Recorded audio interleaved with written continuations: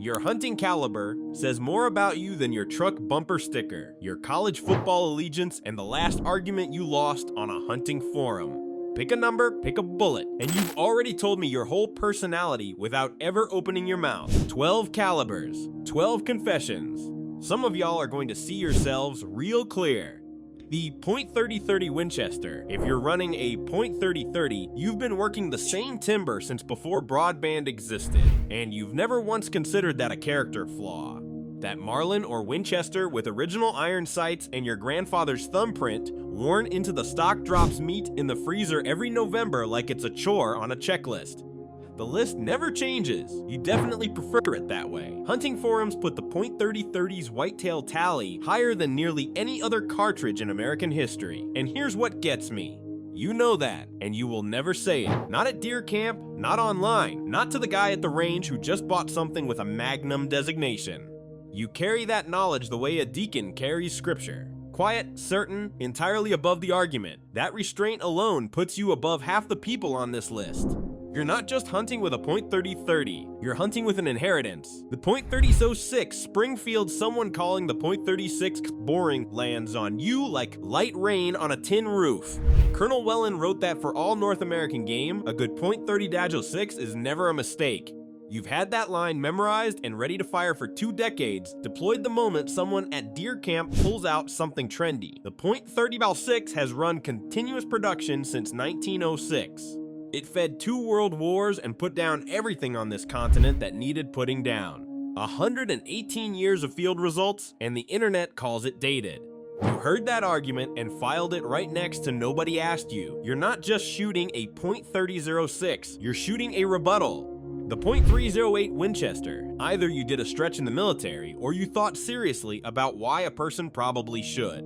The .308 belongs to the professionals, and you chose it because you consider yourself a professional, even if your current occupation involves a standing desk and a $9 cold brew. Short action common brass, factory ammo on every shelf between here and Fairbanks. You will explain the mechanical advantage of a short action receiver to anyone who makes the mistake of asking, and probably to a few people who clearly did not. Guys reaching for a Magnum to shoot a whitetail at 200 yards get under your skin because that's not versatility, that's theater. You don't have patience for theater when the job gets done cleaner without it. You're not just shooting a .308, you're shooting discipline. The .270 Winchester Jack O'Connor, 1955, standing in an Idaho canyon completely certain he was right about everything. That's your spiritual grandfather, and you've been carrying his conviction ever since. The .270 has been putting down big game since 1925. Flat shooting and clean killing on mule deer and elk alike. You carry that legacy the way a man carries a family name, with quiet pride and a readiness to defend it that most people would call excessive, and you'd call appropriate. Walnut stock sat right there on the shelf next to synthetic, cheaper, and lighter. And you picked walnut. That single decision tells me more about you than your hunting license and your truck combined. You're not just hunting with a .270 Winchester. You're hunting with a verdict that was already in before the 6.5 crowd picked up their first rifle. The 6.5 Creedmoor, you've rehearsed that list until it comes out smooth, and you've delivered at least 30 times in the past 18 months. To hunters, to non-hunters, to someone at a cookout who just asked what the sticker on your tailgate said. High BC bullets, flat trajectory, low recoil. The marketing team built something genuinely impressive with this cartridge, and you are the living proof it worked, walking around converting people at social gatherings like a very enthusiastic ambassador. The ballistics aren't invented. The 143 grain LDEX at Creedmoor velocities does retain energy and bucks wind better than most comparable hunting loads at distance. Forums call your crowd the Creedmoor Army. You should take that as a compliment because it's accurate. You're not just hunting with a 6.5 Creedmoor, you're hunting with momentum that keeps building. The 6.5 Creedmoor hater. On the other side of that coin, you hate the Creedmoor more than you love your own caliber, and you put in the research to back it up.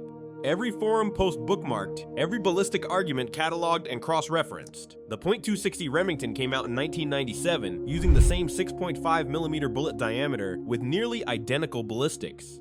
The Creedmoor basically just walked in, bought a better suit, and took its lunch money and its market share. That part is fair. The problem is this: you've never actually shot a 6.5 Creedmoor. The decision came first, and the file closed behind it. The guy at the range last October dropped a mule deer at 400 yards with one, and you watched it happen and nothing shifted. That is commitment. You're not just skipping the 6.5 Creedmoor, you're skipping it on principle. And at this point, that principle has become load-bearing. The 7mm Remington Magnum. You wanted something that felt bigger than a .30 D06, and flat shooting was sitting right there as justification that sounded practical instead of emotional. Remington introduced the 7mm mag in 1962, pushing bullets past 3,000 feet per second depending on the load. Flat shooting, hard hitting, and genuinely built for distance work. You also hunt a food plot that runs maybe 100 yards from field edge to stand. The trajectory advantage that Magnum delivers has never once applied to your actual hunting conditions. Forums describe the 7mm mag crowd as one gun for everything guys who picked one gun to mean something with a Magnum on the box, and that sentence fits you like a glove. At least the brass is reloadable. You're not just shooting a 7mm Remington mag, you're shooting aspiration. The .300 Winchester Magnum, you shoot elk medicine at deer, and somewhere between the trigger and the result you decided that counted as a selling point. Winchester designed the .300 mag for large, tough game at distance, driving a 180 grain bullet at around 2,960 feet per second. It handles that job about as well as anything short of a dangerous game rifle. That game, though, you do not hunt. One Midwest forum poster described putting a .300 Win Mag on a doe at 60 yards and noted she looked like she got hit by a truck, and he posted that like a 5-star Yelp review. That thread has lived rent-free in my head since the year it went up. You bought this rifle because the out west trip was on the calendar and it hadn't happened yet. $12 a round and a shoulder that aches on cold mornings keeps the possibility breathing. You're not just shooting a .300 Win Mag. You're shooting a plan that hasn't been canceled yet. The .243 Winchester more grief lands on the .243 crowd than anyone else on this list, and not a bit of it is earned. Either you grew up with one sized right for a younger shooter and never found a single reason to trade up, or you genuinely believe shot placement beats raw horsepower, and you've spent years defending that position against people who can't let it go. Winchester necked the .308 case down to a 6mm bullet, pushing a 100 grain load at 3,000 feet per second, and it drops deer cleanly at 200 yards in the hands of somebody who can actually shoot. A North Dakota forum thread titled 243 is not a deer gun has been running since at least 2011, over 400 replies deep, and every deer you've taken with yours remains completely unaware of that debate. You're not just hunting with a .243, you're hunting with patience. The .4570 government somebody looked at a cartridge designed in 1873 for a trapdoor Springfield, a rifle built to fight on the frontier, and decided that was exactly what an Ohio woodlot needed. If that somebody is you, you made the right call. Straight wall cartridge regulations in Ohio, Michigan, Indiana, and several other states opened that door over the past decade, and you walked through it carrying a lever action and zero regrets.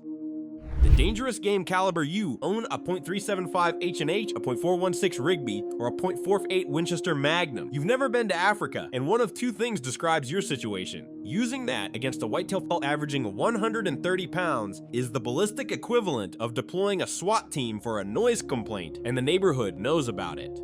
The look on your face when you describe that rifle to somebody who's never heard of a .4166 Rigby is the most alive I've ever seen a man look while standing completely still. You're not just hunting with dangerous game medicine, you're hunting with ambition that hasn't found its continent yet. So subscribe and see you in the next video.